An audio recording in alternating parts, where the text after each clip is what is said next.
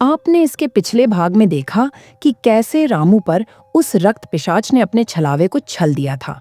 अब आगे देखिए। अरे बाप रे बाप, मुझे कैसे भी करके रमुआ को बचाना ही होगा, वरना वो रक्त पिशाच उसे मार ही डालेगा। पर मैं उसे बचाऊंगा कैसे? मैं एक काम करता हूँ, अपने मंदिर में रखे माता जी के विभूति को लेकर जाता हूँ और उस विभूति के उसके मुंह पर फेंक दूंगा, जिससे वो डर कर भाग जाएगा कुछ देर के लिए। फिर मैं रमुआ को बचा लूंगा। फिर नेताजी अपने हाथों में पूजा घर से विभूति और गायत्री मंत्र का जप करते हुए वहां से चल देते हैं और इधर वह छलावे दीनदयाल के पास पहुंच जाता है।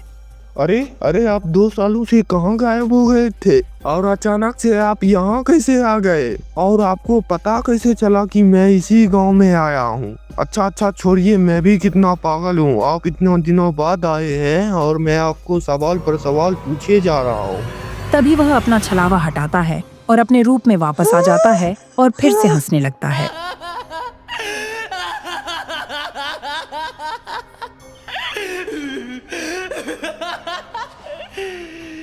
अरे रामू, तुम तो बहुत बुरे निकले। मैं जानता था तुम्हारा बाप दीनदयाल पिछले 2 सालों से गायब था, इसीलिए मैंने दीनदयाल का भेष बनाया और उसी की आवाज में तुम्हें पुकारा, जिससे तुम भागे भागे चले आए। अब तुम्हें कोई नहीं बचा सकता और तुम्हें मरना ही होगा। चलो। फिर वह उसको घसीटते हुए वहां से ले जाता है।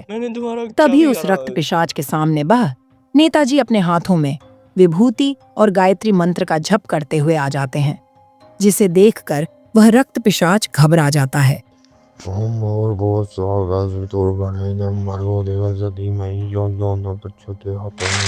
तभी नेताजी एक मुट्ठी विभूति उस रक्त पिशाच के मुंह पर फेंक देते हैं। फिर वह रक्त पिशाच उसको छोड़कर वहां से भाग जाता है। अच्छा हुआ नेताजी आप आ गए, नहीं तो वो रक्त पिशाच मुझे घसीट कर ले जाता और मेरे टुकड़े टुकड़े कर मुझे मार डालता। अच्छा हुआ कि आपने मुझे बचा लिया। अरे आपने उसकी आंखों में देखा तो मुझे बताया क्यों नहीं? मैंने आपसे पूछा था ना, आपको बता देना चाहिए था। अच्छा, अभी आप घर चलिए, नहीं तो वो रक्त पिशाच फिर से चला आएगा। मैंने उसे थोड़ी देर के लिए ही भ्रमित किया है। फिर वह दोनों वहां से चल रहे देते हैं। कुछ ही देर में वह अपने घर पर पहुंच जाते हैं। अच्छा चलिए, अब आप मुझे बताइए कि आपने उस वक्त मुझे बताया क्यों नहीं कि आपने उसकी आंखों में आंखें डालकर देख लिया था। अरे नेताजी, मैं आपको क्या बताऊं, मैंने बस उस रक्त पिशाच की आंखों में बस एक झलक ही देखा था, इसलिए लगा कि मुझे आपको नहीं बताना चाहिए, वरना आप झूठों का टेंशन लेंगे, इसीलिए मैंने आपको कुछ नहीं बताया। अरे वो रक्त पिशाच है, रक्त पिशाच। एक झलक देख लिया तो क्या वो देखना नहीं हुआ क्या? अरे अब वो आपके पीछे पड़ चुका है। जब तक वो आपका खून नहीं पिएगा, आपका पीछा नहीं छोड़ेगा।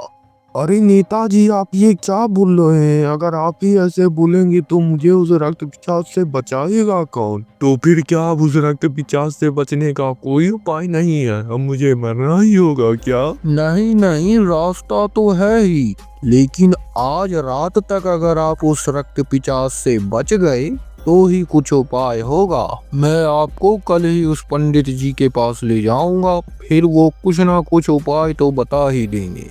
लेकिन आप याद रखिएगा कि आपको कोई भी कितना भी क्यों ना बुलाए, चाहे वो आपके घर वाले ही क्यों ना हो, लेकिन आप इस घर से बाहर नहीं निकलिएगा।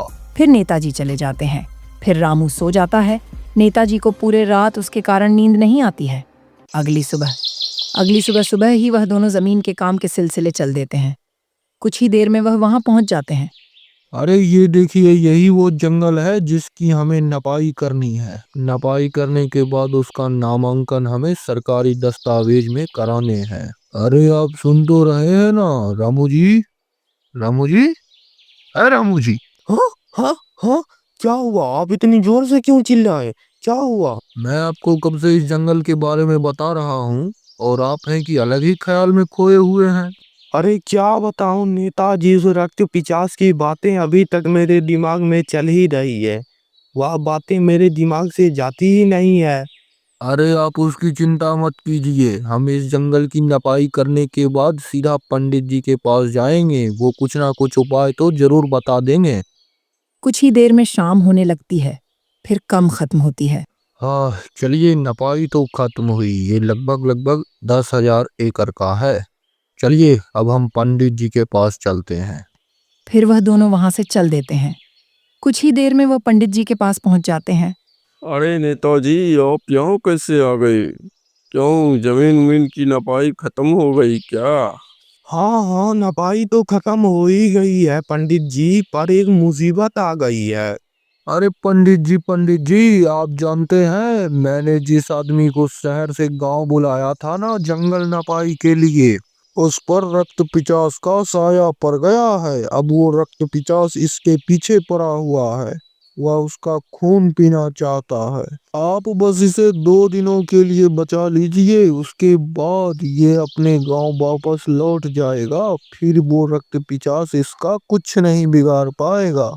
ओह, तो उस पर रक्त पिशाच का साया पड़ गया है। पहले आप मुझे बताइए, वो रक्त पिशाच करता क्या है, कैसे हमला करता है, फिर मैं उसी अनुसार आपको कुछ उपाय बताऊंगा। वह रक्त पिचास इस पर छलावा करता है। जब भी यह सोने जाता है, वो रक्त पिचास इसके परिवार वालों का भेष बनाकर इसे पुकारने लगता है और इसे किसी न किसी तरीके से घर से बाहर निकलने के लिए मजबूर कर देता है। और जैसे ही ये घर से बाहर निकलता है, वह रक्त पिचास इसे घसीटते हुए ले जाने लगता है। पिछली रात को तो मैंने इसकी जान किसी तरीके से बचा ली, पर मुझे लगता है कि अब वो रक्त पिचास बहुत गुस्से में आ गया है, अब वह इसे नहीं छोड़ेगा। इसीलिए आप कुछ ना कुछ उपाय बताइए।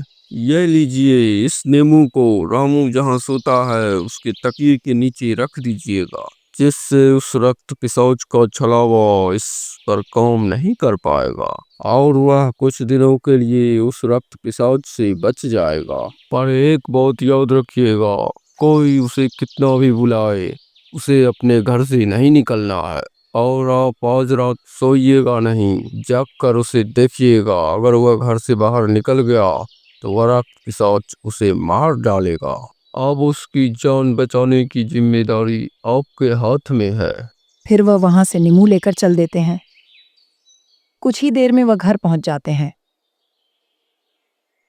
फिर नेताजी उसके तकिए के नीचे उस नींबू को रख देते हैं और रामू गहरे नींद में सो रहा था।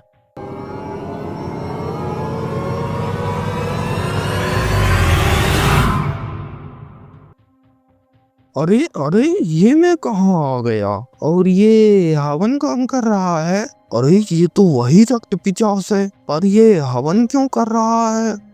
रामू, रामू, इधर आओ बेटा, इधर आओ। वह उसको अपने पास बुलाता है। फिर वह वहां पहुंच जाता है। बैठ जाओ यहाँ पर, अपना आसन ग्रहण करो। फिर वह बैठ जाता है। फिर वह तंत्र विद्या करने लगता है। ओम जम जम नम नम नम जम जम नम नमो नमः, ओम जम जम नम नमो नमः। कुछ ही देर में तंत्र विद्या समाप्त होती है। तभी हवन कुंड से एक काले रंग का बल का गुच्छा निकलता है। आगे कहानी जाने के लिए सब्सक्राइब करें और कमेंट फॉर पार्ट